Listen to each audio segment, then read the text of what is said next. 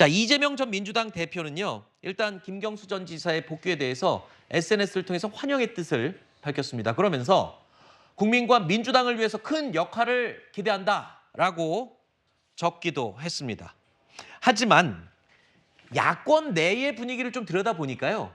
아주 묘한 긴장감이 좀 감지되고 있습니다. 지금까지 여권 내 갈등이 부각이 됐었죠. 그런데 김경수 전 지사가 현실 정치에 진짜 복귀를 하게 된다면 야권에서도 지금은 이재명 일극 체제이지만 그 일극 체제에 조금 소외됐던 의원들과 뭔가 영향이 끼쳐지지 않을까 이런 전망도 나오고 있는 겁니다.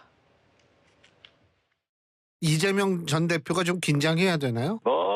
그렇게는 보지 않습니다. 좋은 상대가 생겼고 대권의 뜻을 두고 있는 분들하고 치열한 경쟁을 하고 정책 대결을 통해서 거기에서 당원과 국민의 선택을 받는 분이 대통령 후보가 될 것이고 그런 후보만이 정권 교체가 가능하다. 민주당 내의 어떤 구도는 어떻게 변화할 것인가 이게 좀 관심인데 이재명 전 대표의 사법 리스크가 현실화될 가능성이 예. 있고 또 이제 뭐 김경수 전 지사가 이제 귀국해가지고 네. 본격적인 활동을 할 가능성도 있고요. 지금 잠재되어 있는 친명 비명 간의 어떤 갈등이 표면화될 수도 있고 뭐 그런 조금 복잡 미묘한 관계가 있지 않나.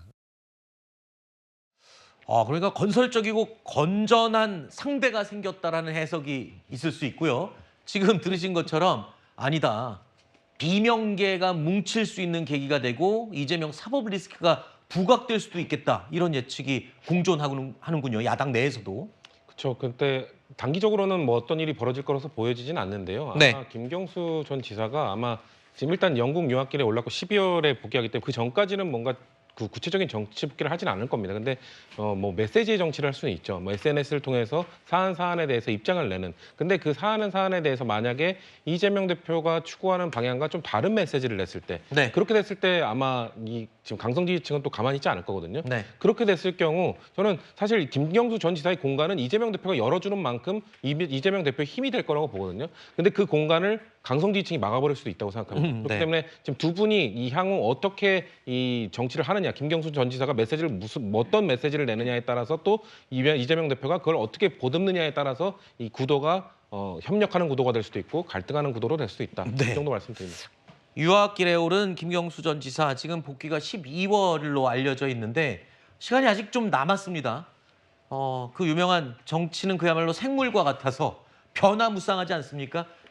우리가 정치공학적인 얘기를 아무리 한들 정말 예측할 수 없는 게 정치판이기 때문에 좀 더 지켜보도록 하겠습니다.